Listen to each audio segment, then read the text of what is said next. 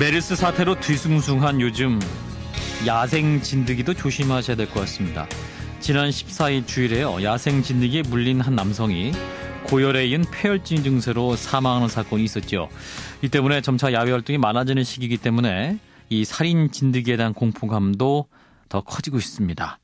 그렇다면 이 풀밭의 모든 진드기들이 다 위험한 것인지, 그리고 치사율은 얼마나 되는 것인지 국립환경과학원의 서재화 연구관과 자세한 얘기 나눠보겠습니다. 연구관님 안녕하세요. 네, 안녕하세요. 예. 자, 지난 주말에 이 진드기 바이러스 감염으로 사망자까지 발생했는데, 자, 그래서 이제 살인 진드기다 이런 표현까지 있어요. 자, 이게 네네. 맞는 표현입니까? 살인 진드기란 표현은 맞지는 않은 것 같습니다. 예. 진드기에 물려서 사망했다라기보다는 진드기가 가지고 있는 바이러스, 우리가 그냥 그 중증 열성 혈소판 감소 증후군이란 질병인데요. 예. 이 바이러스에 감염이 돼서 질병이 생김으로써 사망을 한 것이지 진드기에 물려서 사망한 것은 아닙니다. 그래서 살인 진드기라는 표현보다는 그냥 우리가 보통 부르는 야생 진드기라고 부르는 게 맞을 것 같습니다. 예, 그러니까 모든 진드기가 위험한 게 아니고 말씀하신 이 중증 열성 혈소판 감소 증후군 SFTS 네, 바이러스에 감염된 그 진드기에 물리면 위험한 거다 이런 말씀이네요. 네, 그렇습니다. 예, 예. 그럼 이렇게 그 바이러스에 감염되는 진드기 종이 따로 있는 건가요? 예, 그렇습니다. 그 모든 진드기가 다 바이러스 옮기는 건 아니고요. 예. 전 세계적으로 보면은 진드기 한 900여 종이 있습니다. 예. 있는데 그 중에서 90%는 인간한테 전혀 해가 없고요. 예.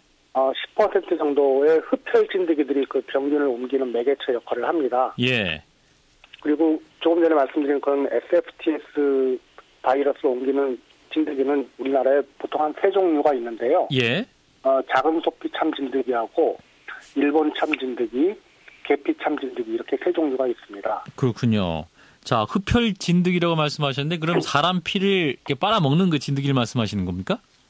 예, 진드기는 이제 사람 피뿐만이 아니고 동물의 피를 빨아먹게 됩니다. 예. 그 이후로 이들이 이제 성장을 하기 위해서는 한 3번 정도의 그 피를 빨아먹는 시기가 있습니다. 예.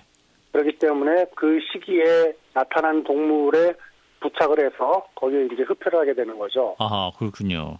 네, 자, 그러면 근데 이게 우리가 생활을 하다가 이 진드기가 흡혈 진드기인지 혹은 이 SFTS 바이러스에 감염된 진드기인지 전혀 알 수가 없잖아요.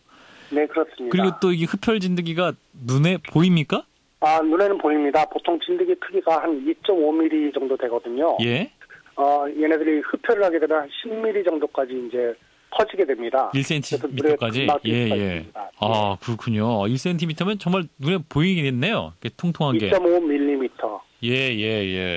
근데 이게 이제 SFTS 바이러스에 감염된 진드기에 물리면 이제 병에 걸리는 거 아니겠습니까? 그러면. 네, 그렇습니다. 이 바이러스가 어떤 바이러스예요? 이 SFTS 바이러스가, 보통 사람한테 이제 감염이 될 경우에는 증상이 바로 나타나는 것은 아닙니다. 보통 이 병의 잠복기가 한 1, 2주 정도 되거든요. 예.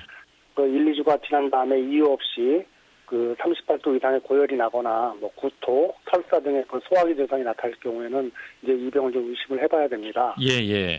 그렇군요. 그래서 이제 이 병은 주로 이제 혈소판이 감소되는 그런 상황이 되면서 혈액이 응고되지 않는 그런 증상을 좀 보이게 됩니다. 이게 굉장히 위험한 거네요. 그러면 이 진드기가 사는 서식하는 장소라든지 그런 지대가 좀 있습니까? 어떤가요? 예, 진드기는 주로 풀밭이라든지 초지 그런 데를 참 좋아합니다. 예. 거기 이제 숨어 있다가 그 풀을 스치고 지나가게 되면은 동물이 지나가는 것을 감지를 하게 되죠. 예. 그래서 이제 바로 이제 부착을 해서 흡혈을 하게 됩니다. 예. 이게 진드기가 몸에 붙으면 또 쉽게 뗄 수도 없나 보네요. 진드기가 몸에 붙어 있으면 바로 이제 흡혈을 하기 때문에 살을 파고든다고 얘기를 하죠. 그렇기 때문에 이제 그걸 떼기가 좀 쉽지가 않고요. 예. 혹시 그냥 손으로 물리적으로 이렇게 떼게 되면 머리 부분이 잘려가지고 머리 부분은 살 안에 박혀 있는 그런 경우들이 생깁니다. 그래서 그걸 떼낼 때도 충분히 몸통을 다 드러낼 수 있도록 그렇게 치료를 좀 해줘야 됩니다. 그럼 옷을 입어도 문제가 되는 건가요? 그걸 뚫고 들어올 수 있습니까? 옷을 입었을 경우에는 뚫고 들어오지 못합니다. 그래서 보통 이제 긴 옷이라든지 긴 바지를 저희가 권장을 하고요. 예. 그 다음에 위도새 소매라든지 바지의 그 말단이라든지 그걸 좀 염여주기를 저희가 요청을 하고 있습니다. 예. 그 등산하시는 분들 좀 참고를 하시면 좋겠고 또 농사일 하시는 분들도 좀 그런 부분에 좀 주안점을 두셔야 될 것 같아요. 자, 근데 이제 이게 치사율이 굉장히 높은데 그럼 치료제는 없는 겁니까? 예, 좀 미안한 말씀입니다만 그 바이러스성 질병은 효과적인 항바이러스제나 백신이 없습니다. 그래서 특별한 치료 방법은 없고요. 그 환자의 증상에 따라서 현재로는 이제 맞게끔 대처를 하고 있습니다. 아하, 그래요. 그래서 치료제가 없기 때문에 예방이 그래서 더욱 중요합니다.